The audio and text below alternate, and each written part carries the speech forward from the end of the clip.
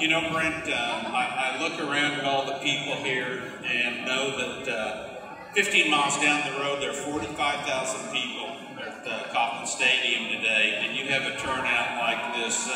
Any concern about what the turnout might be like today going against that team that's in the playoff hunt for the first time since '85? Well, first of all, I think a big go Royals and good luck today is in order. But yes, I mean, I think this is the first year, actually, that I've had thoughts about what the turnout's going to be. I heard a stat coming in here today that at the K, they were expecting the largest crowd they've had since 1988. So, yeah, you know, it's great to see everybody out here. It's awesome that we have such great fans and such great support. Let's get the elephant out of the room right away. All anybody's been asking me about, tweeting me about, emailing me about the future of this team. We know we're going to have hockey in the INC this winter. What type of hockey are we going to have? Is this team going to go into the East Coast Hockey League? Well, I think first and foremost, I think you said two things in that question. First, are we going to have hockey here? Absolutely. This is going to be the best hockey that anyone has seen here in 6 years. And I think there's a lot of discussion, a lot of rumors going around, a lot of speculation of an East CHL merger, consolidation, whatever you want to call it. And I think what's important for our fans to know is once we know something, every one of you will know something. And, you know, obviously things change very, very quickly in our world. There's nothing to report. There's no news. I wish I had more exciting news for you. But again, there's nothing at this point to even report. I also think that it's very important that people understand Missouri Mavericks have one voice. And we're in an owner-owned league right now. And owners have different priorities, views, and different voices at the table. So anytime trying to go in one direction or another, it's always a discussion, sometimes a challenge. And I understand why people want to speculate and look at a potential merger, if you want to call it that, and get excited about that. I think there's a lot of exciting possibilities. We're in that camp of there's a lot of great things that could be done if that happens. You'd be looking at a 29-team league, and I think there's a lot of things that can be said for that. On the flip side of that, we're preparing for a Central Hockey League team here that has seen its best hockey in our 6 years. And anytime you lose a couple franchises, it's always going to make the league a little bit better. So I think the hockey either way is going to be absolutely outstanding. And I can promise all of our fans, if there's something to report, and once we know something, we're going to communicate that to you. As the team stands right now, and this will be my only what-if question, could it compete in the East Coast Hockey League? Well, we better. You know, again, I think right now we're preparing for a Central Hockey League season that's going to be very, very competitive. You know, we've already seen a lot of the rosters around the league, including our own, and I think this is the best team we've ever been able to assemble and put together. I know Coach Matt Tkachuk is very, very excited about the roster that we have. So I think, again, the what-if part of that, we'll cross that bridge if we ever get there. And right now, we're certainly not there. This year, there could be greater talent across the league than at any other time in the previous 5 years. I don't think there's going to be a 10-0 record against a team like Wichita, the Mavericks had in the past. We'll try. Yeah, that would be nice.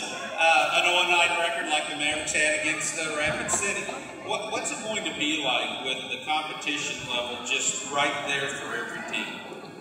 Well, I think it's going to be night in, night out. And I know that in talking with Rich, one of the reoccurring themes that keeps coming up is accountability. And players better be accountable.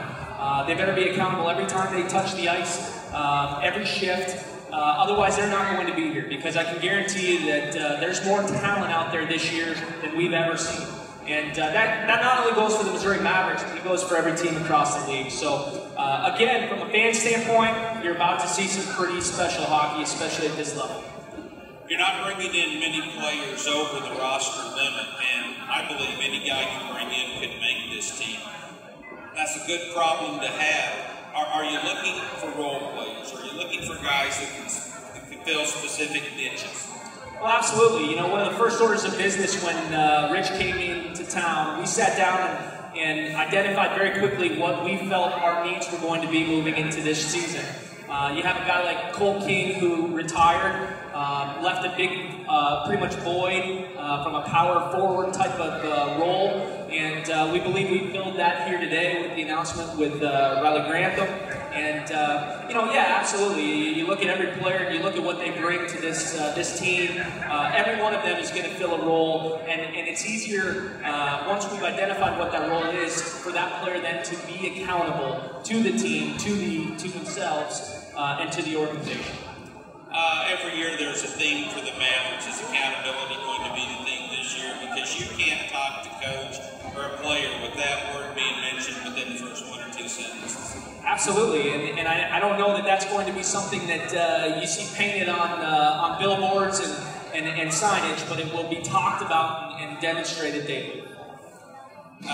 Even with orange Crocs on, Coach Mavericks is a pretty imposing figure. What's it been like working with him? Oh, it's a challenge. I bet. It's been fantastic. He's really come in. He's hit the ground running. And the neat thing for me, I think you can see right away, is the respect that all the players have for him. Not only what he did as a player, but what he has done as a coach in his brief coaching career. And you know, I know what his goals are, and we quickly got on the same page. And it's really been a lot of fun. You know, when Scott left, we quickly identified what we wanted in a new head coach.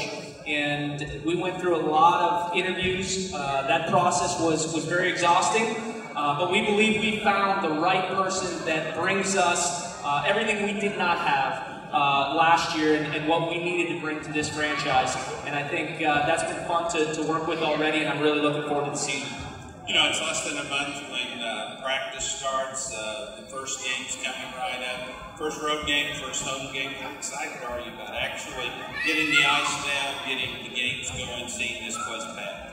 Well, it's funny you mentioned that. This event for us internally, it was always kind of the start of the season. You know, you go through the off season, there's a lot to be done. But once the ice gets down, once the logos get painted, once we invite our fans in for a fan fest, everything becomes real. Yes. And I think for us, that's very, very fun. The stress level rises in the office a little bit, and that's always fun to be around because you know hockey's right around the corner. 5 years, the honeymoon's still going strong. Why? Well, I think, again, that's a very big compliment to all of our staff members. They do such an amazing job. They take ownership in this brand. They take ownership in what they do. They make this product what it is. And everybody, from the ushers that we have at our games, to the ticket takers, to our ticket staff, our employees upstairs, they do such a tremendous job day in, day out. And I think our fans appreciate that. You know, one thing we try and do more so than anybody else is give our fans access and get closer to the game than they can get anywhere else. And events like these, making sure our players are always out in the community, always visible, is very, very important, and I think our fans appreciate that. How do you walk that tight wire? How do you balance yourself between bringing in players that you want to be accountable on the ice, but also be accountable in the community? Well, I think sometimes that's a challenge. You know, we've had our opportunities to sign guys that we know would help this team and this franchise, but we also know that there may be a question mark with their character or with who they are off the ice. And we've stayed away from those types of players, sometimes knowing that they may be the piece we needed. But again, we want to make sure that we're able to continue what we have built. We built a great foundation here. Coach Matt Pachuck's very excited to kind of continue on that and make us even bigger and better this year. But absolutely, every guy that we bring in, we're very pleased, and they know coming in to be a Maverick is to live with an attitude of gratitude and to give back in this community.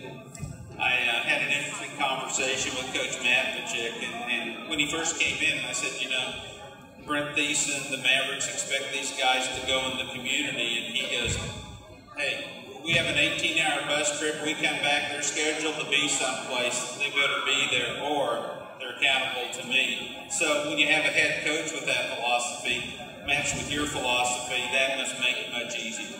Well, 100%. And as I mentioned earlier, we got on the same page very, very early on. And throughout the interview process, you know, Rich knows exactly what Missouri's all about. He's been in the league before. He's played here. He's seen our fan base. He's seen our games.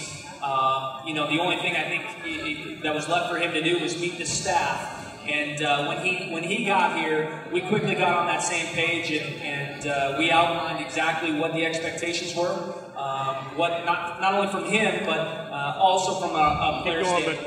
And there's 100% buy-in right from the beginning. What you're leaning on, somebody leaning on a water valve, and it could dump water out all over the place. So just be careful of that. But you're good. Total entertainment. You look at the number of families here, the number of kids here. You know, from the press box, I watched the moms trying to corral the kids during the game. You have Mac, the best mascot maybe in America. You have all the activities going on between the periods. How do you organize all that? Good staff. That's the best answer. You know, we've got people that care an awful lot about this team and about the user experience. And I think you'll see that when you come to a game, especially when you start up here in November. Our fans, I think, recognize the fact that we want to make sure that your experience is fantastic. So, you know, again, it's a great staff, and they do a remarkable job making sure that everything is ready to go and first class for all of our fans. You have 3 banners hanging up here. The opening game, you'll be hanging it for it. What would it mean to you to hang that championship banner?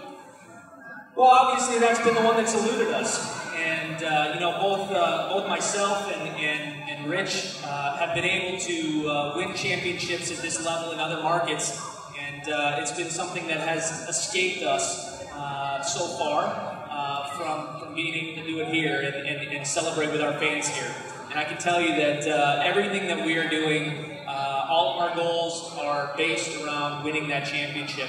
And I think that, you know, the other thing, too, that you mentioned is the other 3 banners that we have as far as the franchise of the year. We're going to be dropping our 4th one on our home opener this year. And another question that I get a lot of times is, would I trade those franchise of the year banners for a championship banner? And I think it's really, really important to say no, I wouldn't. And the reason being is because that franchise of the year banner, it represents all the hard work that the staff puts into this product.